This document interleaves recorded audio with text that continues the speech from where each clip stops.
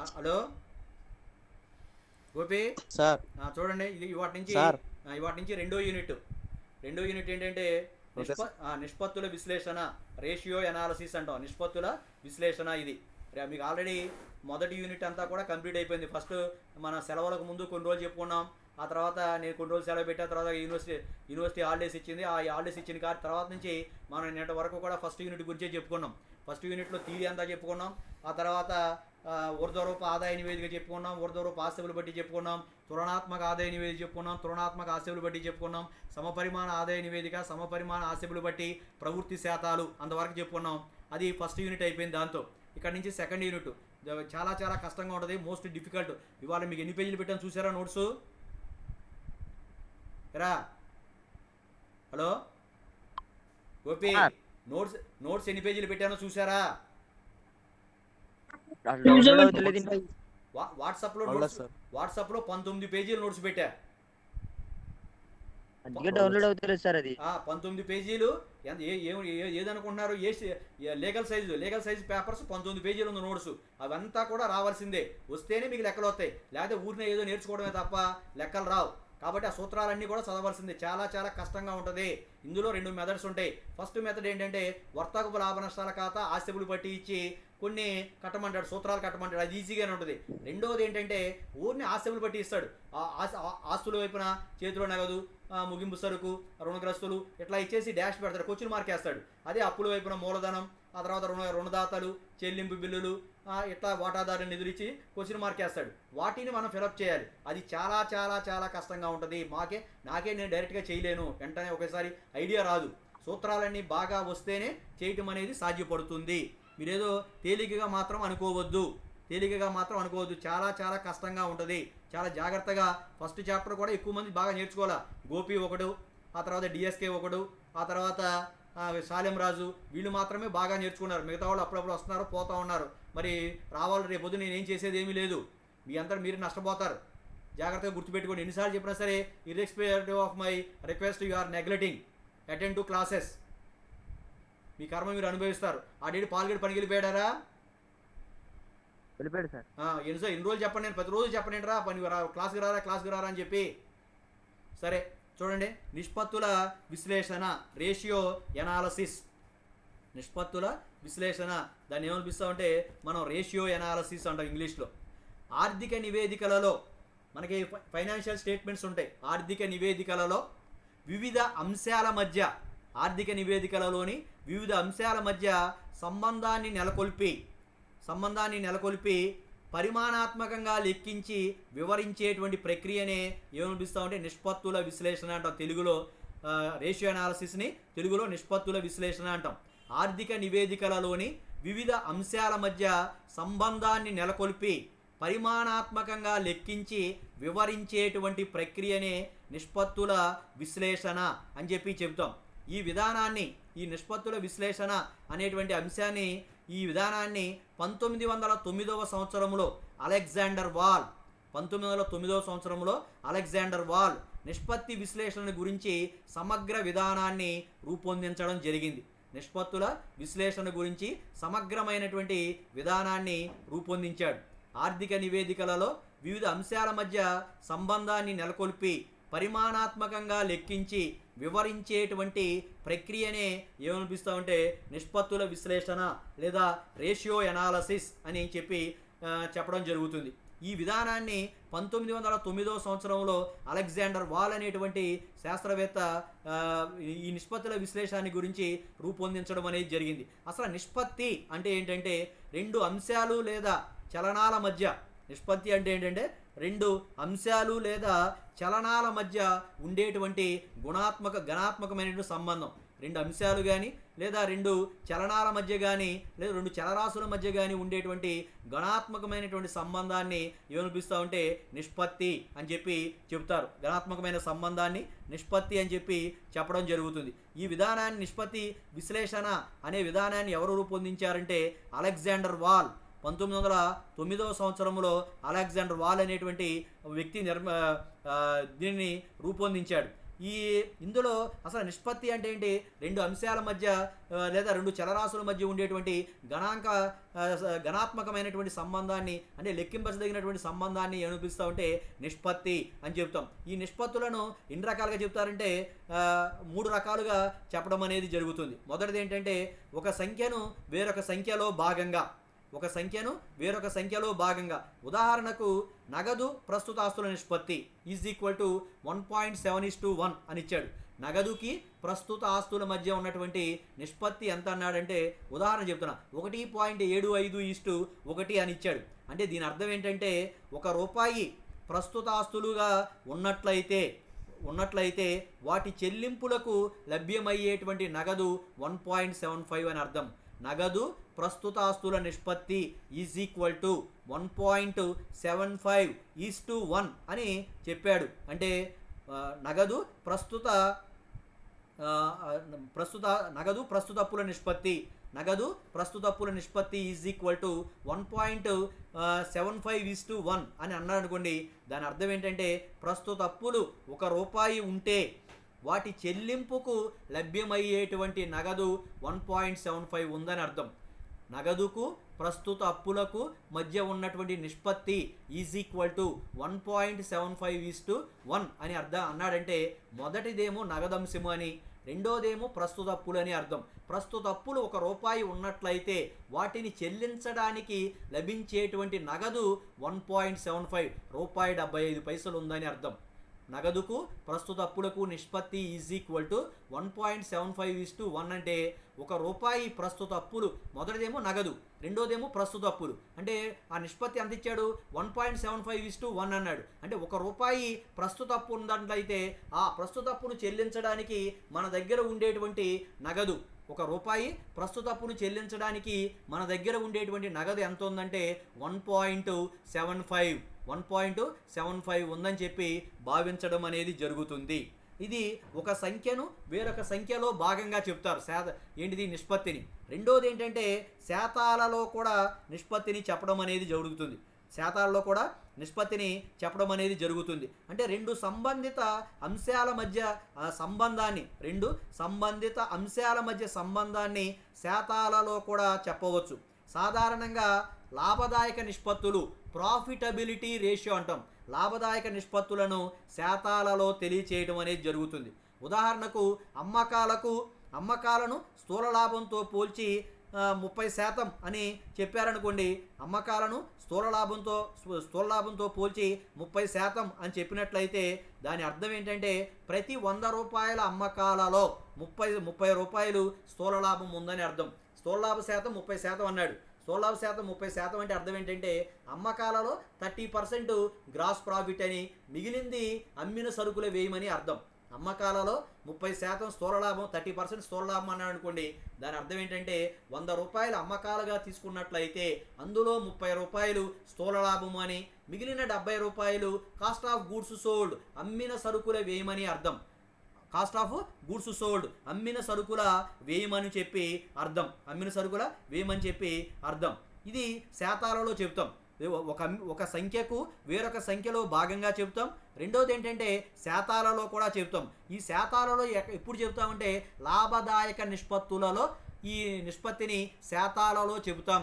ఉదాహరణకు అమ్మకాలకు స్థూల లాభ నిష్పత్తి 30% అంటే ₹100 అమ్మకాలుగా మనం తీసుకున్నట్లయితే అందులో 30% అంటే ₹30 స్థూల లాభం అని, మిగిలిన మొత్తం అమ్మిన సరుకుల వ్యయం, కాస్ట్ ఆఫ్ గూడ్స్ సోల్డ్. ఇంత ముందు లెక్కలో చెప్పా. కాస్ట్ ఆఫ్ గూడ్స్ సోల్డ్ చెప్పానా? ఎరా శాలిం రాజు, కాస్ట్ ఆఫ్ గూడ్స్ సోల్డ్ ఇంత ముందు చెప్పానా? అమ్మిన సరుకుల వ్యయం చెప్పారు సార్. అది బాగా ఉపయోగపడుతుంది ఇక్కడ. కాబట్టి స్థూల లాభం 30% అంటే ఒక అమ్మకాలు ₹100 తీసుకుంటే ₹30 స్థూల లాభం అయితే మిగిలిన ₹70 అమ్మిన సరుకుల వ్యయము అవుతుంది. అమ్మిన సరుకులు వ్యయము ఈజ్ ఈక్వల్ టు అమ్మకాలు మైనస్ స్థూల లాభం అని ముందుగా చెప్పా. లేదా అమ్మిన సరుకులు వ్యయాన్ని ఇంకెలా కడతామంటే మీకు ఒక్కోసారి గుర్తు చేస్తున్నా. ప్రారంభపు సరుకు ప్లస్ కొనుగోలు ప్లస్ ప్రత్యక్ష ఖర్చులు మైనస్ ముగింపు సరుకు అలా కూడా కట్టొచ్చు. లేదా అమ్మిన సరుకుల వ్యయము ఈజ్ ఈక్వల్ టు అమ్మకాలు మైనస్ స్థూల లాభము ఆ విధంగా కూడా కట్టొచ్చు. అమ్మిన సరుకుల వ్యయము ఈజ్ ఈక్వల్ టు అమ్మకాలు మైనస్ స్థూల లాభం అని చెప్పి ఆ విధంగా కూడా మనం లెక్కించడానికి అవకాశం అనేది ఉంటుంది. ఇట్లా రెండు రకాలుగా కూడా లెక్కించు. ఒక సంఖ్యను మరొక సంఖ్యలో భాగంగా లెక్కించవచ్చు, లేదా శాతాలలో కూడా దీనిని ఈ నిష్పత్తులను లెక్కించవచ్చు. తర్వాత ఇంకోటి ఏంటంటే రెట్లు లేదా పర్యాయాలు. రెట్లు 3 రెట్లు 4 రెట్లు 5 రెట్లు అని చెప్తాడు. ఇది నిష్పత్తిని నిర్ణీత కాల వ్యవధికి పర్యాయములలో లేదా రెట్లలో కూడా తెలియచేయడానికి అవకాశం అనేది ఉంటుంది. ఈ కాల వ్యవధి అనేది సాధారణంగా 1 సంవత్సరంగా పరిగణించడం అనేది జరుగుతుంది. నిర్వహణ మూలధనం యొక్క చలన వేగము 3 రెట్లు అని చెప్పాడు అనుకోండి, అది 1 సంవత్సరములో 3 పర్యాయాలు భ్రమణం చెందుతుంది అని అర్థం, తిరుగుతుంది అని. నిర్వహణ మూలధనం వర్కింగ్ క్యాపిటల్ యొక్క వెలాసిటీ చలన వేగం అంటాం, వెలాసిటీని చలన వేగం అంటాం. వర్కింగ్ క్యాపిటల్ యొక్క velocity is equal to 3 times అని చెప్తే అది ఆ వర్కింగ్ క్యాపిటల్ యొక్క విలువ 1 సంవత్సరంలో 3 పర్యాయాలు తిరుగుతుంది అని చెప్పి అర్థం. అది నిష్పత్తులను తెలియచేసేటువంటి విధానం. నిష్పత్తి అంటే 2 అంశాలు లేదా చలరాశుల మధ్య ఉండేటువంటి గణాత్మకమైనటువంటి సంబంధం. ఈ నిష్పత్తిని మనం ఎన్ని రకాలుగా చెప్పొచ్చు అంటే 3 రకాలుగా చెప్పడానికి అవకాశం అనేది ఉంటుంది. ఒకటేంటంటే ఒక సంఖ్యను వేరొక సంఖ్యలో భాగంగా చెప్పొచ్చు, లేదా శాతంగా చెప్పొచ్చు. మూడోది ఏంటంటే రెట్లలో కూడా చెప్పడం, వెలాసిటీ రెట్లలో కూడా 3 రెట్లు 4 రెట్లు 5 రెట్లు అని చెప్పి చెప్పడానికి కూడా అవకాశం అనేది ఉంటుంది. అది దానిని ఏమనిపిస్తామంటే రేషియో ఎనాలిసిస్ అంటాం. రేషియో అంటే నిష్పత్తి, నిష్పత్తి అంటే 2 లేదా అంతకంటే చలరాశుల మధ్య ఉండేటువంటి గణాత్మకమైన సంబంధం. 2 కానీ అంతకంటే ఎక్కువ చలరాశుల మధ్య ఉండేటువంటి గణాత్మకమైన సంబంధాన్ని నిష్పత్తి అంటాం. ఈ నిష్పత్తులను ఎన్ని రకాలుగా వెల్లడి చేయవచ్చు అంటే 3 రకాలుగా వెల్లడి చేయడానికి అవకాశం అనేది ఉంటుంది. నిష్పత్తులను 3 రకాలుగా లెక్కించవచ్చు. అవేంటంటే ఒకటి ఒక సంఖ్యను వేరొక సంఖ్యలో భాగంగా లెక్కించడం, రెండోది ఏంటంటే శాతాలుగా లెక్కించడం, మూడోది ఏంటంటే పర్యాయములు రెట్లుగా లెక్కించడం, మూడోది పర్యాయాలుగా లెక్కించడం. 2 రెట్లు 3 రెట్లు 4 రెట్లు అని చెప్పి పర్యాయాలుగా లెక్కించడాన్ని కూడా మనం నిష్పత్తిని లెక్కించే విధానంలో భాగంగా పరిగణిస్తాం. నిష్పత్తిని మనం 3 రకాలుగా ప్రకటించడానికి అవకాశం ఉంటుంది. ఒక సంఖ్యను వేరొక సంఖ్యలో భాగంగా చెప్పొచ్చు, రెండోది నిష్పత్తులలో భాగంగా చెప్పొచ్చు, అదే శాతాలలో చెప్పొచ్చు, మూడోది ఏంటంటే పర్యాయాలలో పర్యాయములు అంటే రెట్లలో లేదా వెలాసిటీలో భాగంగా కూడా చెప్పడానికి అవకాశం అనేది ఉంటుంది. దీనిని నిష్పత్తుల విశ్లేషణ అంటాం. ఆర్థిక నివేదికలలోని వివిధ అంశాల మధ్య సంబంధాన్ని నెలకొల్పి, ఆర్థిక నివేదికలలోని వివిధ అంశాల మధ్య సంబంధాన్ని నెలకొల్పి పరిమాణాత్మకంగా లెక్కించి వివరించేటువంటి ప్రక్రియనే నిష్పత్తుల విశ్లేషణ అని అంటారు. ఆర్థిక నివేదికలలోని వివిధ అంశాల మధ్య సంబంధాన్ని నెలకొల్పి పరిమాణాత్మకంగా లెక్కించి వివరించేటువంటి ప్రక్రియనే రేషియో ఎనాలసిస్, నిష్పత్తుల విశ్లేషణ అంటాం. ఆర్థిక నివేదికలలోని వివిధ అంశాల మధ్య సంబంధాన్ని, ఆర్థిక నివేదికలలోని వివిధ అంశాల మధ్య సంబంధాన్ని నెలకొల్పి పరిమాణాత్మకంగా లెక్కించి వివరించేటువంటి ప్రక్రియని నిష్పత్తుల విశ్లేషణ అని అంటాం. ఆర్థిక నివేదికలోని వివిధ అంశాల మధ్య సంబంధాన్ని నెలకొల్పి పరిమాణాత్మకంగా లెక్కించి వివరించేటువంటి ప్రక్రియనే నిష్పత్తి విశ్లేషణ అని చెప్పి అంటారు.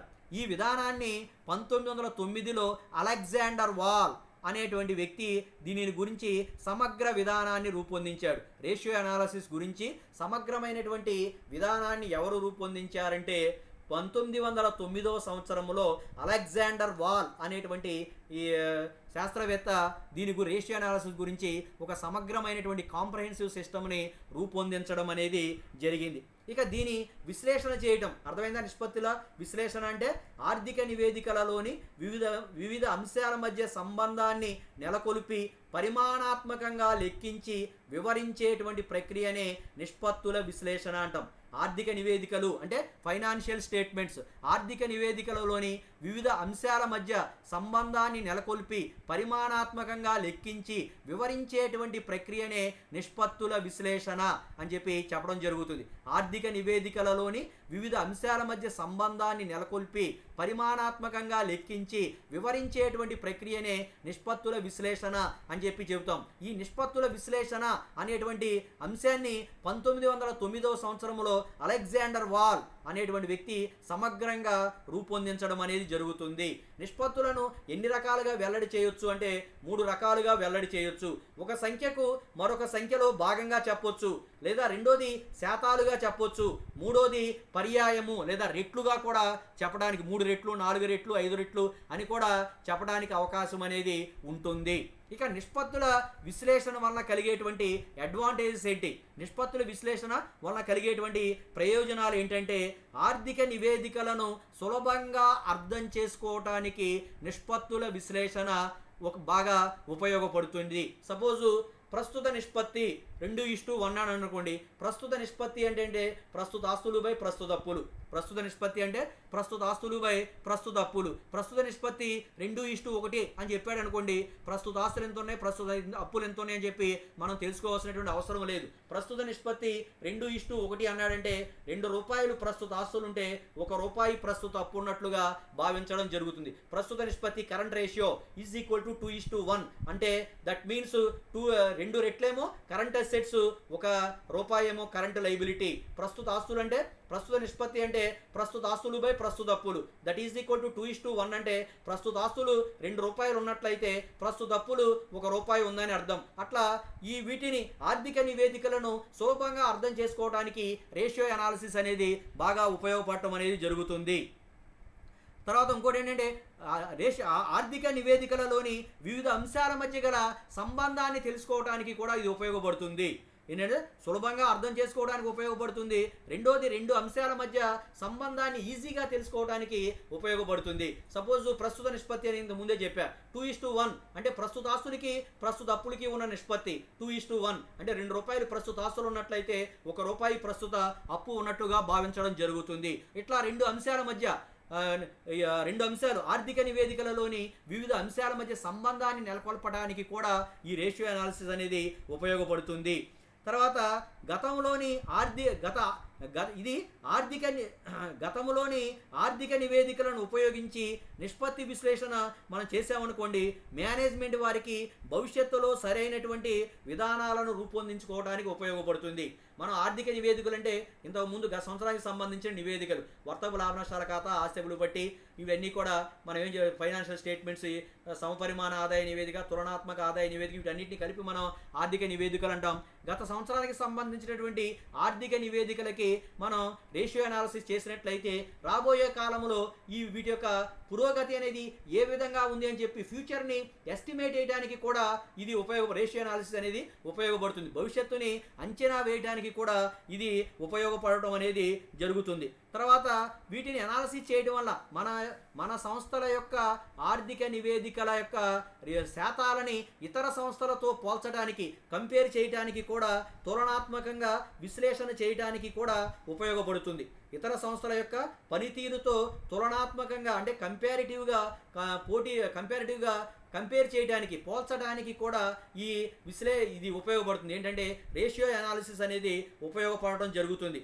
తర్వాత ఈ గత కొన్ని సంవత్సరాల యొక్క రేషియోస్ను మనం పరిశీలించినట్లయితే ప్రవృత్తి అనేది ఎలా ఉంది తెలుసుకోవడానికి కూడా ఉపయోగపడుతుంది. నిన్నే చెప్పా ప్రవృత్తి విలువలు పెరుగుతూ ఉంటే సంస్థ పురోగాభివృద్ధి దిశలో పయనిస్తుందని, ప్రవృత్తి విలువలు తగ్గిపోతున్నట్లయితే సంస్థ తిరోగామ దిశలో పయనిస్తుందని చెప్పి తెలుసుకోవడానికి కూడా ఈ నిష్పత్తులు అనేవి ఉపయోగపడటం అనేది జరుగుతుంది.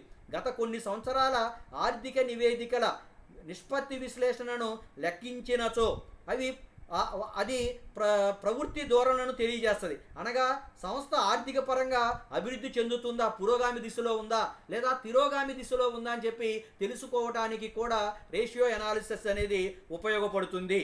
తర్వాత ఈ నిష్పత్తుల ద్వారా మనం లెక్కించేటువంటి వివిధ రకాలైనటువంటి నిష్పత్తుల ద్వారా సంస్థ యొక్క ఆస్తుల వినియోగం ఎలా ఉంది, సంస్థ యొక్క ద్రవ్యత్వ స్థితి లిక్విడిటీ అనేది ఎలా ఉంది, లాభదాయకత అనేది ఎలా ఉంది అనేటువంటి అంశాలు తెలుసుకోవడానికి అవకాశం అనేది ఉంటుంది. సంస్థలో మనం లెక్కించేటువంటి వివిధ రకాలైనటువంటి నిష్పత్తుల వలన ఆస్తుల యొక్క వినియోగం అనేది ఎలా ఉంది, లిక్విడిటీ అనేది ఎలా ఉంది, తర్వాత లాభం యొక్క స్థితి, పటిష్టత మొదలైనటువంటి అంశాలని మనం తెలుసుకునేటువంటి అవకాశం అనేది ఉంటుంది. తర్వాత నిష్పత్తుల విశ్లేషణ అనేది సంస్థ యొక్క ఫైనాన్షియల్ ప్లానింగ్కి తోడ్పడుతుంది. ఆర్థిక ప్రణాళిక రచనకు నిష్పత్తుల విశ్లేషణ అనేది సంస్థ యొక్క ఆర్థిక ప్రణాళిక రచనకు తోడ్పడడం అనేది జరుగుతుంది. నెంబర్ 8, నిష్పత్తుల విశ్లేషణ మేనేజ్మెంట్కు సరైన నియంత్రణ చర్యలను చేపట్టడానికి సహాయపడుతుంది. సూటబుల్ కంట్రోల్ మెజర్స్ని తీసుకోవటానికి ఈ నిష్పత్తుల విశ్లేషణ అనేది మేనేజ్మెంట్కు సహాయపడటం అనేది జరుగుతుంది. తర్వాత ఏంటంటే ఈ నిష్పత్తుల విశ్లేషణ ద్వారా సంస్థ యొక్క ఆర్థిక పరిస్థితి మీద త్వరగా అవగాహన చేసుకోవటానికి అవకాశం అనేది ఉంటుంది. నిష్పత్తుల విశ్లేషణ ద్వారా సంస్థ యొక్క ఆర్థిక పరిస్థితి ఎలా ఉంది అని చెప్పి తొందరగా అవగాహన చేసుకోవటానికి అవకాశం అనేది ఏర్పడుతుంది. లేదా ఈ నిష్పత్తుల విశ్లేషణ ద్వారా సంస్థ యొక్క అభివృద్ధి చెందుతుందా లేదా క్షీణ దశలో ఉందా అనే దానికి కారణాలను కూడా తెలుసుకోవడానికి, సంస్థ యొక్క అభివృద్ధి తిరోగమన దశలో ఉన్నట్లయితే అందుకు గల కారణాలేంటి అని తెలుసుకోవటానికి కూడా, తిరోగమన దశలో ఉన్నట్లయితే అందుకు గల కారణాలను తెలుసుకోవడానికి కూడా ఇది ఉపయోగపడటం అనేది జరుగుతుంది. ఇవి నిష్పత్తుల విశ్లేషణ యొక్క ప్రయోజనాలు. నిష్పత్తులను విశ్లేషణ చేసుకోవడం మూలంగా ఏమవుతుందంటే ఆర్థిక నివేదికలను సులభంగా అర్థం చేసుకోవడానికి తోడ్పడుతుంది. ఆర్థిక నివేదికలలోని 2 అంశాల మధ్య సంబంధాన్ని తెలుసుకోవడానికి ఉపయోగపడుతుంది. ఈ గత సంవత్సరానికి సంబంధించినటువంటి ఆర్థిక నివేదికలను మనం సక్రమంగా విశ్లేషణ చేసి నిష్పత్తులను రూపొందించినట్లయితే భవిష్యత్తులో సరైన విధానాలను తీసుకోవడానికి ఫ్యూచర్కి ఉపయోగపడటం అనేది జరుగుతుంది. మన సంస్థ యొక్క అభివృద్ధిని లేదా సంస్థ యొక్క పురోగతిని కాంపిటీటర్ సంస్థలు ఏవైతే ఉంటాయో, పోటీ సంస్థలు ఏవైతే ఉంటాయో వాటితో పోల్చడానికి అవకాశం అనేది ఉంటుంది. ఈ నిష్పత్తుల మూలంగా సంస్థ యొక్క ప్రవృత్తి శాతాలను తెలుసుకోవటానికి అవకాశం అనేది ఉంటుంది. ఈ నిష్పత్తుల మూలంగా ఇంకోటి ఏంటంటే సంస్థలో ఉండేటువంటి ఆస్తుల వినియోగం, తర్వాత సంస్థ యొక్క లిక్విడిటీ, ద్రవ్యత్వత, సంస్థ యొక్క లాభదాయకత, పటిష్టత మొదలైన అంశాలను తెలుసుకోవడానికి అవకాశం అనేది ఉంటుంది.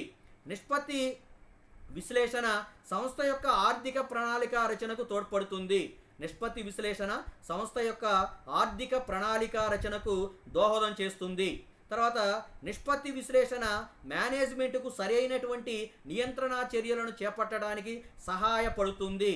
దీని ద్వారా నిష్పత్తుల విశ్లేషణ ద్వారా సంస్థ యొక్క ఆర్థిక స్థితి మీద త్వరితగతిన ఒక అవగాహనకు రావడానికి అవకాశం అనేది ఉంటుంది.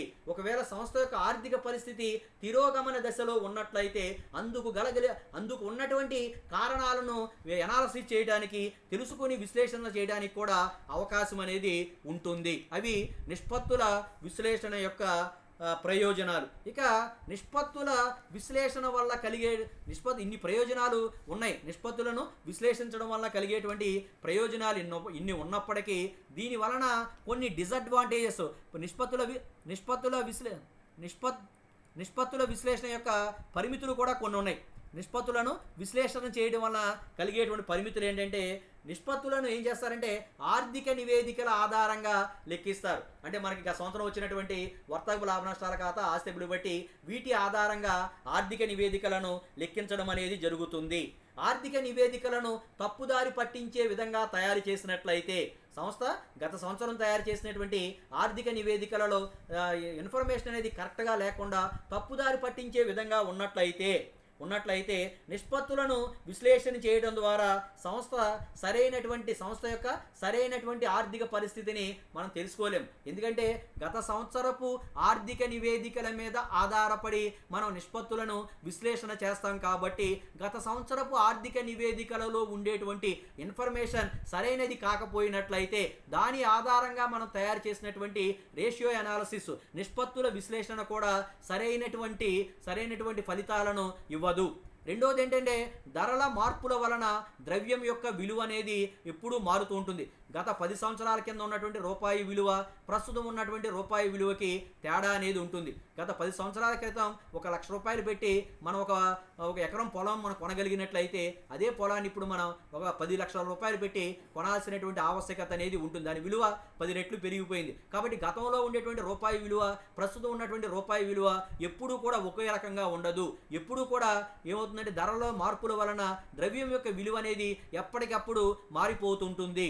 కాబట్టి ఈ మార్పులను పరిగణనలోకి తీసుకుండా ద్రవ్యం విలువలో వచ్చేటువంటి మార్పులను పరిగణనలోకి తీసుకోకుండా మనం ఈ నిష్పత్తులను విశ్లేషణ చేసినట్లయితే తప్పుడు భావనలను కలుగ చేసేటువంటి అవకాశం అనేది ఉంటుంది. అది సరైనటువంటి అభిప్రాయాలు కాకుండా తప్పుడు కాన్సెప్ట్ భావనలను తెలియచేసేటువంటి ప్రమాదం అనేది ఉంటుంది. అది రెండోది. ఇక మూడోది ఏంటంటే నిష్పత్తుల విశ్లేషణ ఒకటి. రెండోది ధరలలో మార్పులను వలన ద్రవ్యం యొక్క విలువ అనేది మార్పు చెందుతుంది.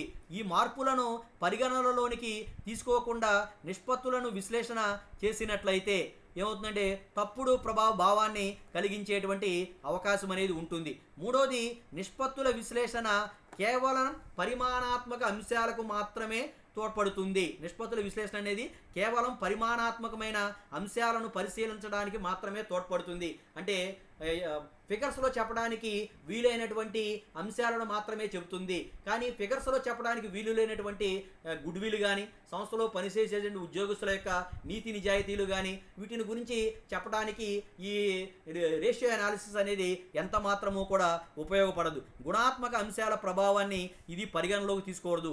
ఏం చేస్తుంది? కేవలం పరిమాణాత్మక అంశాల ప్రభావాన్ని మాత్రమే పరిగణలోకి తీసుకుంటుంది. కానీ గుణాత్మక అంశాల ప్రభావాన్ని ఏమాత్రమూ కూడా ఇది పరిగణలోకి తీసుకోదు.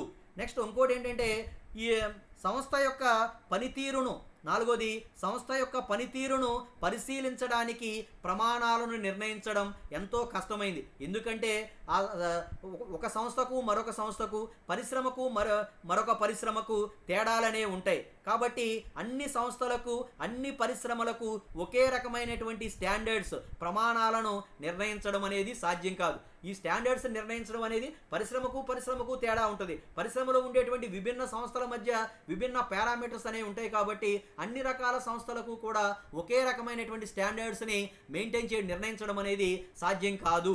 తర్వాత లాస్ట్ ఇంకోటి ఏంటంటే ఐదోది నిష్పత్తులను చారిత్రక ఫలితాల ఆధారంగా లెక్కించడం అనేది జరుగుతుంది. చారిత్రక ఫలితాలు అంటే గతంలో వచ్చినటువంటి ఫలితాల ఆధారంగా లెక్కించడం అనేది జరుగుతుంది.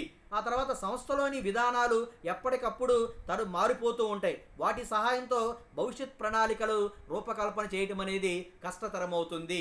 ఈ నిష్పత్తులు అనేవి చారిత్రక ఫలితాలను గత కాలంలో సంస్థ సాధించినటువంటి ఫలితాలను ఆధారంగా చేసుకుని నిష్పత్తులని లెక్కించడం అనేది జరుగుతుంది. కానీ ఏమవుతుందంటే సంస్థ యొక్క విధానాలు ఎప్పటికప్పుడు తరచుగా మారిపోవడం అనేది జరుగుతూ ఉంటుంది. కాబట్టి వాటి సహాయంతో భవిష్యత్తులో ప్రణాళికల రూపకల్పనకు కష్టతరం అవుతుంది. వాటి సహాయంతో భవిష్యత్ ప్రణాళికలను రూపొందించడానికి ఏమవుతుందంటే చాలా కష్టం అనేది జరుగుతుంది. ఇవి డిసడ్వాంటేజెస్ ఆఫ్ రేషియో అనాలిసిస్.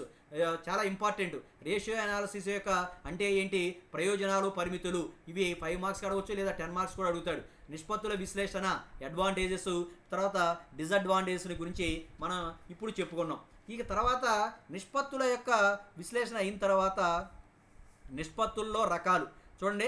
నిష్పత్తులలో రకాలు ఇది చాలా ఇంపార్టెంట్. ఇది కూడా థియరిటికల్గా చాలా ఇంపార్టెంట్. చాలాసార్లు అడుగుతాడు నిష్పత్తుల్లో రకాలని. కానీ నిష్పత్తులని మనం ప్రధానంగా ఎన్ని రకాలుగా వర్గీకరిస్తాం అంటే 4 రకాలుగా వర్గీకరిస్తాం. నిష్పత్తులను ప్రధానంగా మనం 4 రకాలుగా వర్గీకరించడం అనేది జరుగుతుంది. నిష్పత్తులను ప్రధానంగా 4 రకాలుగా వర్గీకరిస్తాం. అవి ఏంటంటే మొదటిది ద్రవ్యత్వ నిష్పత్తి, రెండోది ప్రాఫిటబిలిటీ రేషియో అన్నాం. రెండోది ఏంటంటే లేవరేజ్ నిష్పత్తులు లేదా పరపతి నిష్పత్తులు అంటాం. లేవరేజ్ రేషియోస్ ఆర్ పరపతి నిష్పత్తులు అని చెప్పి కూడా చెప్పడం జరుగుతుంది, పరపతి నిష్పత్తులు. మూడోది ఏంటంటే టర్నోవర్ రేషియోస్ లేదా క్రియాత్మక నిష్పత్తులు, టర్నోవర్ రేషియోస్ లేదా క్రియాత్మక నిష్పత్తులు. నాలుగోది ఏంటంటే లాభదాయక నిష్పత్తులు, నాలుగోది. ఈ లాభదాయక నిష్పత్తులని మరలా 2 రకాలుగా వర్గీకరిస్తాం. సాధారణ లాభదాయక నిష్పత్తులు, రెండోది ఏంటంటే మొత్తం లాభదాయక నిష్పత్తులు అని చెప్పి 2 రకాలుగా వర్గీకరిస్తాం. నిష్పత్తులని మొత్తం మనం categorize into 4 ratios are simply categorized 4 ways. Number 1 ఏంటంటే ద్రవ్యత్వ నిష్పత్తులు, ప్రాఫిటబిలిటీ రేషియోస్, ద్రవ్యత్వ నిష్పత్తులు, లిక్విడిటీ రేషియోస్ రెండోది లిక్విడిటీ రేషియోస్, ద్రవ్యత్వ నిష్పత్తులు. రెండోది లేవరేజ్ నిష్పత్తులు, వాటినే పరపతి నిష్పత్తులు అని కూడా అంటాం. మూడోది టర్నోవర్ రేషియోస్ లేదా యాక్టివిటీ రేషియోస్ అంటాం. టర్నోవర్ నిష్పత్తులు లేదా యాక్టివిటీ రేషియోస్, క్రియాత్మక నిష్పత్తులు. నాలుగోది ఏంటంటే లాభదాయక నిష్పత్తులు, ప్రాఫిటబిలిటీ రేషియోస్ అంటాం. ఈ profitability ratios again classified into 2. సాధారణ general profitability ratios are total profitability ratios, సాధారణ లాభదాయక నిష్పత్తులు, తర్వాత మొత్తం లాభదాయక నిష్పత్తులు అని చెప్పి లాభదాయక నిష్పత్తులని 2 రకాలుగా చెప్తాం. హలో సాలేం రాజు, హలో సార్. ఇలా వింటున్నారా? సార్, నిష్పత్తులు ఎన్ని రకాలుగా వర్గీకరించాం? నిష్పత్తులను ఎన్ని రకాలుగా వర్గీకరించాం? 4 రకాలండి. Yes, very good. ఏంటది? ద్రవ్యత్వ నిష్పత్తులు, లేవరేజ్ కనిపిత్తలు సార్, లేవరేజ్ నిష్పత్తులు, లివరేజ్. మూడోది టర్నోవర్ నిష్పత్తులు లేదా క్రియాత్మక నిష్పత్తులు. నాలుగోది లాభదాయక నిష్పత్తులు. లాభదాయక నిష్పత్తుల్ని మళ్ళీ 2 రకాలుగా వర్గీకరించాం. ఏంటంటే సాధారణ లాభదాయక నిష్పత్తులు, ఆ తర్వాత మొత్తం లాభదాయక నిష్పత్తులు. సాధారణ లాభదాయక నిష్పత్తులు, మొత్తం లాభదాయక నిష్పత్తులు అని చెప్పి మరలా 2 రకాలుగా వర్గీకరించాం. మొదటిది ద్రవ్యత్వ నిష్పత్తులు. ద్రవ్యత్వ నిష్పత్తులు అరే బాబు ఒకసారి మ్యూట్ చేయండి రా. ద్రవ్యత్వ నిష్పత్తులు ఎన్ని ఉంటాయంటే 3 ద్రవ్యత్వ నిష్పత్తులు. 3. ఒకటి ద్రవ్యత్వ నిష్పత్తులు, ఒకటి ప్రస్తుత నిష్పత్తి, రెండోది శీఘ్ర నిష్పత్తి, మూడోది ఏంటంటే అతి శీఘ్ర నిష్పత్తి. ప్రస్తుత నిష్పత్తిని ఏమనిపిస్తామంటే కరెంట్ రేషియో అంటాం. రెండోది క్విక్ రేషియో, శీఘ్ర నిష్పత్తి క్విక్ రేషియో అంటాం. మూడోది సూపర్ యాసిడ్ టెస్ట్ రేషియో లేదా సూపర్ క్విక్ రేషియో అంటాం. 3 రకాలుగా చెప్తాం. అరే డిఎస్కే గారు ఉన్నాడారా? గోపి డిఎస్కే ఉన్నాడా? అరే ఎరా డిఎస్కే అర్థమవుతుందా? డిఎస్కే బాలుగాడు ఆలదేవాలా? బాలుగాడు ఏం మాట్లాడే దిగాలుగా ఉన్నాడా? ఎరా బాలుగాడు దిగాలుగా ఉన్నాడా ఏంటి, మాట్లాడట్లేదు? సరే, ద్రవ్యత్వ నిష్పత్తులు. మొదటిది ద్రవ్యత్వ నిష్పత్తులు. ఈ ద్రవ్యత్వ నిష్పత్తులు 3 రకాలు. ఏంటిదంటే ప్రస్తుత నిష్పత్తి కరెంట్ రేషియో, రెండోది శీఘ్ర నిష్పత్తి క్విక్ రేషియో, మూడోది అతి శీఘ్ర నిష్పత్తి సూపర్ క్విక్ రేషియో లేదా యాసిడ్ టెస్ట్ రేషియో అంటారు. ఇవి 3 కూడా ద్రవ్యత్వ నిష్పత్తులు. ఒక్కొక్కసారి అడుగుతాడు ద్రవ్యత్వ నిష్పత్తుల గురించి వివరించండి అంటాడు 5 మార్కులకి. ద్రవ్యత్వ నిష్పత్తులు అంటే ఈ 3 రాస్తే సరిపోతుంది. 3 రాసి వాటి యొక్క సూత్రాలు రాయాలి. ద్రవ్యత్వ నిష్పత్తి అంటే ప్రస్తుత నిష్పత్తి అంటే ఏంటంటే ప్రస్తుత ఆస్తులకి ప్రస్తుత అప్పులకి మధ్య ఉండేటువంటి సంబంధాన్ని తెలియచేసేటువంటి నిష్పత్తిని ఏమనిపిస్తామంటే ప్రస్తుత నిష్పత్తి అంటాం. ప్రస్తుత ఆస్తులకి ప్రస్తుత అప్పులకి మధ్య ఉండేటువంటి సంబంధాన్ని గురించి తెలియచేసేటువంటి నిష్పత్తిని ఏమనిపిస్తామంటే ప్రస్తుత నిష్పత్తి అంటాం. రెండోది ఏంటంటే శీఘ్ర నిష్పత్తి. శీఘ్ర నిష్పత్తి అంటే ఏంటంటే ఈ శీఘ్ర ఆస్తులకు మరియు శీఘ్ర అప్పులకు మధ్య ఉండేటువంటి సంబంధాన్ని తెలియచేసే దానిని శీఘ్ర నిష్పత్తి అంటాం. అంటే శీఘ్ర ఆస్తులు అంటే ఏ ఆస్తులను అయితే తక్కువ కాలంలో మనం నగదులోకి మార్చుకోవటానికి అవకాశం ఉంటుందో అట్లాంటి ఆస్తులని శీఘ్ర ఆస్తులు అంటాం. ఇట్లాంటి శీఘ్ర ఆస్తులకి మరియు శీఘ్ర అప్పులకి మధ్య గల సంబంధాన్ని తెలియచేసేటువంటి నిష్పత్తిని ఏమనిపిస్తామంటే శీఘ్ర నిష్పత్తి అంటాం. శీఘ్ర నిష్పత్తి అంటే ఏంటంటే శీఘ్ర ద్రవ్యత్వ ఆస్తులకు మరియు శీఘ్ర అప్పులకు మధ్య గల సంబంధాన్ని తెలియచేయటం అనేది జరుగుతుంది. శీఘ్ర నిష్పత్తి సూత్రం ఏంటంటే శీఘ్ర ఆస్తులు బై శీఘ్ర అప్పులు లేదా శీఘ్ర ఆస్తులు బై ప్రస్తుత అప్పులు. శీఘ్ర ఆస్తులు బై ప్రస్తుత అప్పులు. దీన్ని ఇంగ్లీష్లో ఏమనిపిస్తామంటే యాసిడ్ టెస్ట్ రేషియో అంటాం. శీఘ్ర నిష్పత్తి యాసిడ్ టెస్ట్ రేషియో అంటాం. ప్రస్తుత నిష్పత్తిని ఏమనిపిస్తామంటే కరెంట్ రేషియో అంటాం. రెండోది శీఘ్ర నిష్పత్తి, దానిని యాసిడ్ టెస్ట్ రేషియో అంటాం. అంటే అంటే ఏంటంటే శీఘ్ర ద్రవ్యత్వ ఆస్తులకు మరియు శీఘ్ర అప్పులకు మధ్య గల సంబంధాన్ని తెలియచేసే దానిని మనం ఏమనిపిస్తామంటే యాసిడ్ టెస్ట్ రేషియో అని చెప్పి చెప్పడం జరుగుతుంది. Acid test ratio. ఇక మూడోది అతి శీఘ్ర నిష్పత్తి లేదా ఖచ్చిత ద్రవ్య నిష్పత్తి, యాబ్సల్యూట్ క్విక్ రేషియో అంటాం. ఖచ్చిత ద్రవ్య నిష్పత్తి లేదా సూపర్ క్విక్ రేషియో అంటాం. అతి శీఘ్ర ఆస్తులకు ప్రస్తుత అప్పులకు మధ్య గల సంబంధాన్ని తెలియచేసేటువంటి నిష్పత్తిని మనం ఏమనిపిస్తామంటే అతి శీఘ్ర నిష్పత్తి అంటాం. అతి శీఘ్ర ఆస్తులకు మరియు ప్రస్తుత అప్పులకు మధ్య ఉండేటువంటి సంబంధాన్ని తెలియచేసేటువంటి నిష్పత్తిని మనం ఏమనిపిస్తామంటే అతి శీఘ్ర నిష్పత్తి అని చెప్పి చెప్పడం జరుగుతుంది. అతి శీఘ్ర నిష్పత్తి అని చెప్పి చెప్పడం అనేది జరుగుతుంది. అవి ద్రవ్యత్వ నిష్పత్తులు ఉండేటువంటి రకాలు. ద్రవ్యత్వ నిష్పత్తులు అంటే లిక్విడిటీ రేషియోస్ అంటాం. ఈ లిక్విడిటీ రేషియోని మరలా ఎన్ని రకాలుగా వర్గీకరించామంటే మొదటిది ప్రస్తుత నిష్పత్తి, రెండోది శీఘ్ర నిష్పత్తి యాసిడ్ టెస్ట్ రేషియో, మూడోది సూపర్ క్విక్ రేషియో అతి శీఘ్ర నిష్పత్తి సూపర్ క్విక్ రేషియో, మూడోది అతి శీఘ్ర నిష్పత్తి సూపర్ క్విక్ రేషియో అని చెప్పి చెప్పడం జరుగుతుంది. ఇక నెక్స్ట్ రెండోది ఏంటంటే లివరేజ్ నిష్పత్తులు. ఈ లివరేజ్ నిష్పత్తులనే ఇంకేమనిపిస్తామంటే పరపతి నిష్పత్తులు అని కూడా అంటాం. లివరేజ్ నిష్పత్తులని ఇంకేమనిపిస్తామంటే పరపతి నిష్పత్తులు అని కూడా అంటాం. ఇందులో మొట్టమొదటిది ఏంటంటే అప్పు ఈక్విటీ నిష్పత్తి. మొట్టమొదటిది ఏంటంటే డెట్ ఈక్విటీ రేషియో, అప్పు మరియు ఈక్విటీ నిష్పత్తి. దీని సూత్రం ఏంటంటే దీర్ఘకాలిక రుణాలు బై వాటాదారుల నిధులు లేదా వాటా మూలధనం.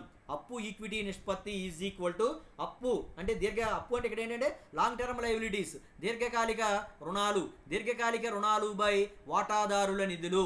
దీర్ఘకాలిక రుణాలు బై వాటాదారుల నిధులని అప్పు ఈక్విటీ నిష్పత్తి అంటాం. దీర్ఘకాలిక రుణాలకి వాటా మూలధనానికి మధ్య గల సంబంధాన్ని తెలియచేసే నిష్పత్తిని అప్పు ఈక్విటీ నిష్పత్తి అంటారు. ఇది ఎంత ఉండాలంటే 1:1. అప్పు ఈక్విటీ నిష్పత్తి 1:1 ఉండటం అనేది అభిలషణీయం, ఆశించదగింది ఉంటుంది, అభిలషణీయంగా ఉంటుంది. దీనిని ఎట్లా లెక్కిస్తామంటే అప్పు ఈక్విటీ నిష్పత్తి is equal to long term liabilities, దీర్ఘకాలిక అప్పులు లేదా దీర్ఘకాలిక రుణాలు బై వాటాదారుల నిధులు. దీర్ఘకాలిక అప్పులు లేదా దీర్ఘకాలిక రుణాలు బై వాటాదారుల నిధులు వేస్తే డెట్ ఈక్విటీ రేషియో. డెట్ అంటే అప్పు, ఈక్విటీ అంటే మూలధనం. అప్పుకి మూలధనానికి ఉండేటువంటి నిష్పత్తి దీర్ఘకాలిక రుణాలు బై వాటాదారుల నిధులు వేస్తే ఇది రావడం అనేది జరుగుతుంది. అప్పు ఈక్విటీ నిష్పత్తి వస్తుంది.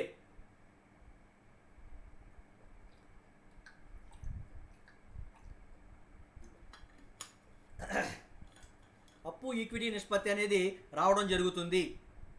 ఇక్కడ దీర్ఘకాలిక రుణాలు అంటే ఏంటంటే మొత్తం రుణాల నుంచి స్వల్పకాలిక రుణాలను తీసేసినట్లయితే వచ్చే మొత్తమే దీర్ఘకాలిక రుణాలు. మనం నిన్న చేసాం తనఖా అప్పు, తర్వాత డిబెంచర్లు, ఆ తర్వాత ఎండి నుంచి తీసుకున్న అప్పు, ఎస్ఎఫ్సి నుంచి తీసుకున్న అప్పు, ఎల్ఐసి నుంచి తీసుకున్న అప్పులు, ఇట్లాంటివన్నీ కూడా దీర్ఘకాలిక రుణాలు అవుతాయి. మొత్తం రుణాల నుంచి స్వల్పకాలిక రుణాలను తీసేస్తే వచ్చే మొత్తమే లాంగ్ టర్మ్ లైబిలిటీస్, దీర్ఘకాలిక రుణాలు అవుతాయి. ఆ దీర్ఘకాలిక రుణాలు బై వాటాదారుల నిధులు లేదా వాటా మూలధనం. వాటా మూలధనం అన్నా వాటాదారుల నిధులన్నా కూడా ఒకటే. వాటాదారుల నిధులు అంటే ఈక్విటీ వాటా మూలధనం ప్లస్ వాటా ప్రీమియం ప్లస్ ఇంకా రిజర్వులు మిగుళ్ళు ప్లస్ లాభ నష్టాల ఖాతా క్రెడిట్ నిల్వ, అందులోంచి ఆస్తుల వైపున డెబిట్ వైపు నష్టాలు ఏవైనా ఉన్నట్లయితే, సంచిత నష్టాలు ఏవైనా ఉన్నట్లయితే వాటిని తీసేయాలి. అది ఈక్విటీ వాటా మూలధనము లేదా వాటాదారుల నిధులు అవుతాయి. ఈక్విటీ వాటా మూలధనము అంటే ఈక్విటీ వాటా మూలధనము ప్లస్ వాటాల మీద వసూలయ్యేటువంటి ప్రీమియము ప్లస్ ఏర్పాట్లు ప్లస్ నిల్వలు, లాభ నష్టాల ఖాతా క్రెడిట్ నిల్వ, ఇట్లాంటి నిల్వలు మైనస్ సంచిత నష్టాలు ఏమైనా ఉన్నట్లయితే వాటిని తీసేయాలి. తీసేయగా వచ్చేటువంటి మొత్తాన్ని మనం ఏమని పిలుస్తామంటే ఈక్విటీ వాటా మూలధనము అంటాం. ఇది లేవరేజ్ నిష్పత్తులలో మొదటిది. Debt equity ratio. Debt equity ratio is equal to debt సూత్రం ఏంటంటే అప్పు ఈక్విటీ నిష్పత్తికి సూత్రం ఏంటంటే దీర్ఘకాలిక రుణాలు long term liabilities by equity share capital. Long term liabilities by equity share capital. We have to know long term liabilities. How do we calculate long term liabilities? Is total liabilities minus short term liabilities. Then we may get long term liabilities. Total liabilities minus short term liabilities. Then we may get long term liabilities. Long term liabilities divided by equity share capital. Equity share capital means not only equity share capital. The premium has to be added to equity share capital and premium తర్వాత provisions should be added and ఇంకా లాభ నష్టాల ఖాతా credit నిల్వ ఇట్లాంటివి ఏమైనా ఉన్నట్లయితే, undivided funds ఏవైనా ఉన్నట్లయితే, డిస్బర్స్డ్ ఫండ్స్ ఏవైనా ఉన్నట్లయితే వాటిని కూడా ఈక్విటీ మూలధనానికి కలిపి అందులోంచి సంచిత నష్టాలు అక్యుములేటెడ్ లాసెస్. ఈ అక్యుములేటెడ్ లాసెస్ అనేవి ఆస్తిపుల పట్టీలో ఆస్తుల వైపు ఉంటాయి. వాటిని తీసేస్తే వచ్చే మొత్తం ఏమవుతుందంటే ఈక్విటీ వాటా మూలధనము అవుతుంది. కాబట్టి డెట్ ఈక్విటీ రేషియో అప్పు ఈక్విటీ నిష్పత్తికి సూత్రము ఏంటి అంటే ఏంటి చెప్పండి ఇప్పుడు ఎరాడ్. అప్పు ఈక్విటీ నిష్పత్తికి సూత్రం ఏంట్రా శాలేం రాజు? సార్ అప్పు ఈక్విటీ నిష్పత్తికి సూత్రం ఏంటి? ఇంతసేపు సార్ అప్పు ఈక్విటీ నిష్పత్తికి సూత్రం ఏంటి? అరే గోపి సార్ ఏంటి అప్పు ఈక్విటీ నిష్పత్తి సూత్రం ఏంటి? వినాల జాగ్రత్తగా. దీర్ఘకాలిక రుణాలు బై ఈక్విటీ వాటా మూలధనం. ఏంటి? దీర్ఘకాలిక వాటాలు బై దీర్ఘకాలిక రుణాలు. దీర్ఘకాలిక రుణాలు బై ఈక్విటీ వాటా మూలధనం. దీర్ఘకాలిక రుణాలు అంటే ఏంటి? మొత్తం రుణాలలోంచి స్వల్పకాలిక రుణాలను తీసేస్తే దీర్ఘకాలిక రుణాలు వస్తాయి. మొత్తం రుణాలలోంచి స్వల్పకాలిక రుణాలను తీసేస్తే దీర్ఘకాలిక రుణాలు అనేవి వస్తాయి. దీర్ఘకాలిక రుణాలు బై ఈక్విటీ వాటా మూలధనము వేసినట్లయితే మనకి ఏమొస్తుందంటే అప్పు ఈక్విటీ నిష్పత్తి వస్తుంది. అప్పు ఈక్విటీ నిష్పత్తి డెట్ ఈక్విటీ రేషియో అంటాం. Long term liabilities divided by equity share capital. then we may get debt equity ratio. అప్పు ఈక్విటీ నిష్పత్తి ఎంతో మనకి తెలుస్తుంది. రెండోది ఓనర్షిప్ రేషియో, యాజమాన్య నిష్పత్తి. రెండోది ఏంటంటే ఓనర్షిప్ రేషియో, యాజమాన్య నిష్పత్తి. దీన్ని ఇంకేమనిపిస్తామంటే ఈక్విటీ రేషియో లేదా నెట్వర్త్ అని కూడా అంటాం. దీనిని నెట్వర్త్ రేషియో అంటాం లేదా ఈక్విటీ రేషియో అని కూడా అంటాం. నెట్వర్త్ రేషియో అంటాం లేదా ఈక్విటీ రేషియో అని కూడా అంటాం యాజమాన్యపు నిష్పత్తిని. దీనికి సూత్రం ఏంటంటే వాటాదారుల పెట్టుబడి బై మొత్తం ఆస్తులు. యాజమాన్య నిష్పత్తి ఈజ్ ఈక్వల్ టు వాటాదారుల పెట్టుబడి బై మొత్తం ఆస్తులు. వాటాదారుల పెట్టుబడి, వాటాదారులు ఏమేమి పెట్టుబడి పెట్టారు, సంస్థలోని మొత్తం ఆస్తులలో యాజమాన్యం లేదా వాటాదారుల నిధులు ఎంత ఉన్నాయని తెలియచెప్పేటువంటి నిష్పత్తిని యాజమాన్య నిష్పత్తి అంటాం. సంస్థ యొక్క మొత్తం ఆస్తులలో యాజమాన్యం యొక్క నిధులు ఎంత శాతం ఉన్నాయని చెప్పి తెలియచేసేటువంటి నిష్పత్తిని యాజమాన్యపు నిష్పత్తి అంటాం. సంస్థ యొక్క మొత్తం ఆస్తులలో యాజమాన్యం యొక్క శాతం ఎంత ఉంది అని చెప్పి తెలియచేసేటువంటి నిష్పత్తిని యాజమాన్యపు నిష్పత్తి అంటాం. రుణదాతల దృష్ట్యా ఇది అత్యంత ముఖ్యమైనటువంటి నిష్పత్తి. దీనిని రెండు రకాలుగా లెక్కిస్తాం. ఒకటి యాజమాన్యపు నిష్పత్తి, దానినే ఏమనిపిస్తామంటే ఈక్విటీ రేషియో అంటాం లేదా నెట్వర్త్ రేషియో అని కూడా అంటాం. ఏమంటాం? ఈక్విటీ రేషియో అంటాం and also called net worth ratio అంటాం. ఈ net worth ratio is equal to వాటాదారుల పెట్టుబడి, వాటాదారులు ఇన్వెస్ట్మెంట్గా పెట్టిన మొత్తం, వాటాదారుల పెట్టుబడి బై మొత్తం ఆస్తులు, వాటాదారుల పెట్టుబడి బై మొత్తం ఆస్తులు. ఒక్కొక్కసారి మొత్తం ఆస్తులు ఇవ్వలేదనుకోండి, స్థిరాస్తులు మాత్రమే ఇచ్చాడు, అట్లాంటప్పుడు వాటాదారుల పెట్టుబడి బై స్థిరాస్తులు వేస్తాం. మొత్తం ఆస్తులు ఇస్తే మొత్తం ఆస్తులు తీసుకుంటాం, లేదా మొత్తం ఆస్తులు ఇవ్వకుండా కేవలం స్థిరాస్తులు మాత్రమే ఇచ్చాడు అనుకోండి, వాటి యాజమాన్య నిష్పత్తి ఈజ్ ఈక్వల్ టు వాటాదారుల పెట్టుబడి బై మొత్తం ఆస్తులు అని చెప్పి తీసుకోవడం జరుగుతుంది. వాటాదారుల పెట్టుబడి బై మొత్తం ఆస్తులు. ఇక నెక్స్ట్ క్యాపిటల్ గేరింగ్ రేషియో అంటాం, మూలధన గేరింగ్ నిష్పత్తి. మూడోది ఏంటంటే క్యాపిటల్ గేరింగ్ రేషియో, మూలధన గేరింగ్ నిష్పత్తి అంటాం. దీనిని మూలధన రివరేజ్ నిష్పత్తి అని కూడా అంటారు. క్యాపిటల్ గేరింగ్ రేషియో, మూలధన గేరింగ్ నిష్పత్తి లేదా లివరేజీ నిష్పత్తి అని కూడా అంటారు. ఇది కంపెనీ మూలధన స్వరూపాన్ని తెలియజేస్తుంది. కంపెనీలో మూలధనం అనేది ఈక్విటీ మూలధనం, ఆధిక్యపు మూలధనం, తర్వాత డిబెంచర్ల మధ్య ఉన్నటువంటి సంబంధాన్ని గూర్చి తెలియచేసే నిష్పత్తిని క్యాపిటల్ గేరింగ్ రేషియో అంటాం. కంపెనీ యొక్క క్యాపిటల్ స్ట్రక్చర్ గురించి తెలియచేసేటువంటి నిష్పత్తిని క్యాపిటల్ గేరింగ్ రేషియో అంటాం. It creates the relationship between equity share capital, preference share capital and debentures. ఈ మూడింటి మధ్య ఉన్నటువంటి సంబంధాన్ని గురించి తెలియచేసేటువంటి నిష్పత్తిని క్యాపిటల్ గేరింగ్ రేషియో అంటాం. క్యాపిటల్ గేరింగ్ రేషియో ఫార్ములా ఏంటంటే ఈక్విటీ మూలధనము బై ఆధిక్యపు వాటా మూలధనము ప్లస్ డిబెంచర్లు ప్లస్ అప్పులు.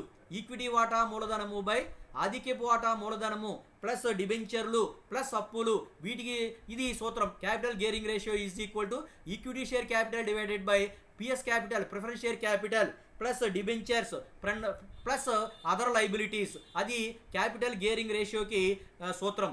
అలా కాకుండా ఇంకో రకంగా కూడా లెక్కిస్తాం. అదేంటంటే capital gearing ratio is equal to స్థిర వడ్డీ పొందే సెక్యూరిటీలు, fixed rate of interest bearing securities, స్థిర వడ్డీ పొందే సెక్యూరిటీలు బై ఈక్విటీ వాటాదారుల నిధులు. ఏ సూత్రాన్ని ఉపయోగించాలి అనేది లెక్కలో ఇచ్చేటువంటి డేటా మీద ఆధారపడి ఉంటుంది. కాబట్టి ప్రతి సూత్రాన్ని కూడా మనం పర్ఫెక్ట్గా నేర్చుకోవాలి. టైం అయిపోయిందిరా, అరే రేపు చెబుతా. హలో, టైం అయిపోయింది. చాలా జాగ్రత్తగా నేర్చుకోవాలి. చాలా కష్టం, సూత్రాలు బాగా రావాలి. మొత్తం మీరు డౌన్లోడ్ చేసుకోండి. 19 పేజీలు ఉంది. 19 పేజీలు సూత్రాలేనండి. 19 పేజీలు సూత్రాలే, మొత్తం చదవాల్సిందే. ఏ సూత్రం ఎక్కడ వస్తుందో తెలియదు మనకి. అన్ని సూత్రాలు ఉంటేనే లెక్క చేయగలుగుతాం. అలాగే సార్. ఓకే, మధ్యాహ్నం 2 గంటలకి. అలాగే సార్, అలాగే అయిపోయిందిగా. మధ్యాహ్నం నేను మళ్ళీ ఫోన్ చేయండి. మీరు 2 గంటలకల్లా వచ్చేయాలి. ప్రతిరోజు నేను ప్రతి ఒక్కడికి ఫోన్ చేయలేను రా.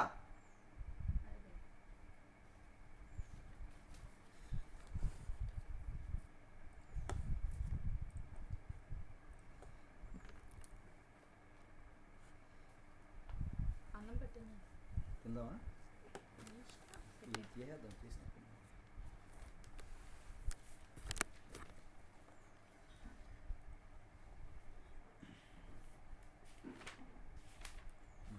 రోజులు కాలేజీకి వెళ్ళాం. అక్కడ ఎన్ని రోజులు కాలేజీకి వెళ్ళామంటే సెమిస్టర్ వైస్ రాయండి. అదే ఫస్ట్ సెమిస్టర్లో ఎన్ని పీరియడ్లు ఉన్నాయా? ఫస్ట్ సెమిస్టర్ సెకండ్ సెమిస్టర్ రెండు కలిపి ఎన్ని? ఫస్ట్ సెమిస్టర్ ఎన్ని ఉంటాయి? ప్రతిరోజు ఒక పీరియడ్ ఉంటుంది. 1 2 3 4 5 6 7 8 పీరియడ్లు అమ్మా. 8 రోజులు. 8 రోజులు. 4 32. ఫస్ట్ సెమిస్టర్ రోజు 4 పీరియడ్లు. ఒక రోజు సెమిస్టర్లో ఫస్ట్ పీరియడ్ చెప్తాం, సెకండ్ పీరియడ్ చెప్తాం, first year, second year, third year చెప్తాం కదా. ఇప్పుడు ఫస్ట్ సెమ్ ఎవరికి డాడీ? ఫస్ట్ ఇయర్కి. సెకండ్ సెమ్ కూడా ఫస్ట్ ఇయర్కి. థర్డ్ సెమ్ సెకండ్ ఇయర్కి. అంటే ఇప్పుడు మనం ఫస్ట్ ఇయర్ రాయాలి ముందు. ఫస్ట్ ఇయర్లో ఎన్ని క్లాసులు మామూలుగా యాక్చువల్గా ఎన్ని క్లాసులు మీరు ఎన్ని చెప్పారు ఫస్ట్ ఇయర్ తీయండి. అది సెమిస్టర్ 1 అవ్వనివ్వండి 2 అవ్వనివ్వండి, 2 కలిపే ఎన్ని క్లాసులు చెప్పారు అని. ఫస్ట్ 5 ఇక్కడ నుంచి సిఎల్ తీసాను మనకు అక్కర్లేదు. ఒకటి ఇది బీసీ ఇది కూడా లెక్కేసుకోవాలి. అదే 1 2 3 4 5 లెక్కేసేయండి. 6 7 8 రోజులు అమ్మ. 8 ఫస్ట్ మొత్తం 15 వరకు. 8 9 10 11 12 12 13 14 15 ఇదేంటి లెక్కేశారు. వద్దా? లెక్కేశానమ్మా. Class okay వేసేసారా? 15 ఇక్కడ వరకు ఎన్ని వచ్చినాయి? ఇక్కడ నుంచి 1 2 3 4 5 6 7 8 8 రోజులు జరిగినప్పుడు అక్కడ అంతే కదా. 1 2 3 ఇప్పటివరకు 8 రోజులు చెప్పినట్టు. 1వ తారీఖు నుంచి 31వ తారీఖు వరకు మీరు 8 రోజులే క్లాసులు చెప్పారు. 1 2 3 4 5 6 7 1వ తారీఖు 8 రోజులు. ఆ నెలలో 8 రోజులు చెప్పాం. తర్వాత ఈ నెలలో ఎన్ని రోజులు క్లాస్ చెప్పారు? 1 1 2 3 4 5 6 7 7 8 9 10 11 12 ఇక్కడ వరకు 12 రోజులు చెప్పాం. అంటే 15 రోజులు 12 అంటే ఒక 2 సండేస్ పోయినాయా? 2 సండేస్ పోయినాయి. ఒక సెకండ్ సాటర్డే 2 సెకండ్ క్లాస్ ఉంటుందిగా మీకు. సాటర్డే ఒక క్లాస్ ఉంటుంది. సరిపోయింది. అంటే ఇప్పుడు 15 ఇక్కడ 12 అయ్యి 8 20 20 × 4 20 × 4 ఎందుకు ఉంటాయి? రోజుకి 4 క్లాసులు కదా మీకు. మరి 80 క్లాసులు మొత్తం అయితే యాక్చువల్గా 80. అందరూ ఫస్ట్ సెమ్ ఎన్ని చెప్పారో చూడండి. ఫస్ట్ సెమ్ ఎన్ని చెప్పాము? అదే ఫస్ట్ సెమ్ సెకండ్ సెమ్ రెండు కలిపి. ఫస్ట్ సెమ్ ఇక్కడ చెప్పాం. ఇక్కడ కూడా చెప్పాం. ఒకటి ఇది ఒకటి 2 ఇది కూడా చెప్పాం. 3 ఒకటి 3 4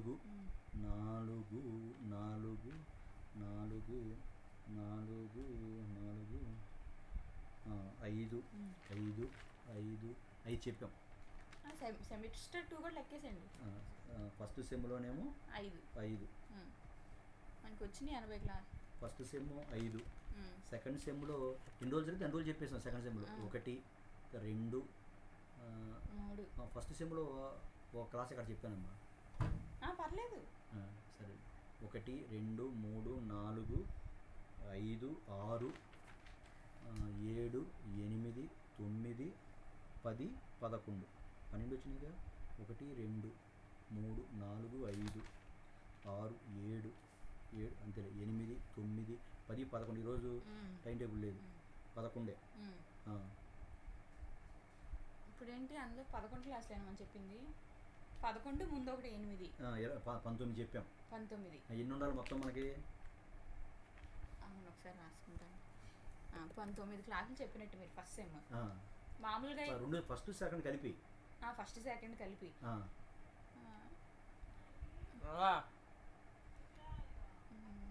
అంటే 20 క్లాసులకి 19 చెప్పినట్టేనా? 20 క్లాసులు ఉన్నాయా? ఎక్కువ ఉంటాయి కదా. ఈ యొక్క 8 అమ్మ 8 ఈ యొక్క 12 20 క్లాసులు 19 చెప్పినట్టు. నేను అక్కడే మషిన్ కాదు 2 చెప్పాను. 20 క్లాసులు 2 చెప్పాను లేదమ్మా. మరి ఇది ఒక 8 ఇది ఒక 12 రోజులు వచ్చినాయా? 1 2 3 4 5 6 7 7 8 9 10 11 12 20 రోజులు వచ్చినాయి. 20 రోజులకి గాను ఎన్ని క్లాసులు చెప్పారు? ఇక్కడ మనం ఇక్కడ 8 రోజులకి 5 క్లాసులు చెప్పి ఇక్కడ 5 ఇక్కడ 6 7 8 9 9 10 11 11 12 13 14 15 16 క్లాసులు చెప్పారు. ఎన్నికి 20కే? 20కి.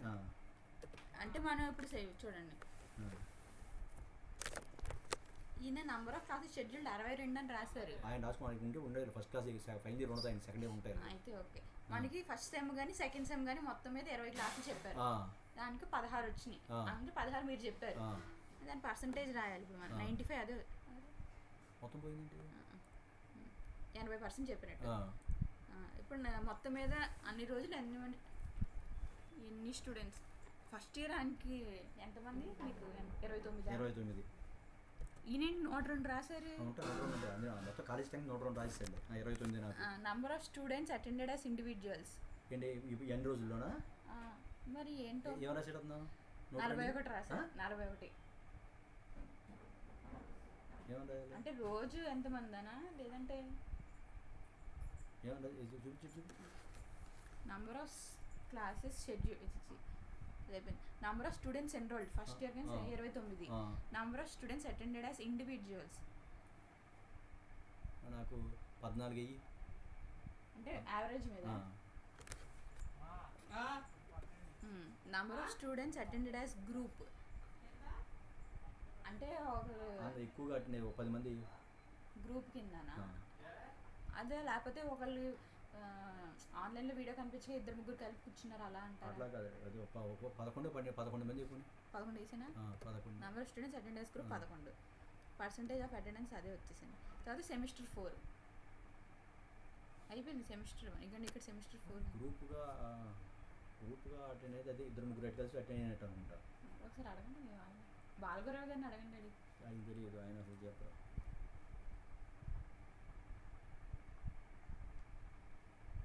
అటెండెన్స్ ఇండివిజువల్స్ అంటే ఏంటి, అటెండెన్స్ గ్రూప్ అంటే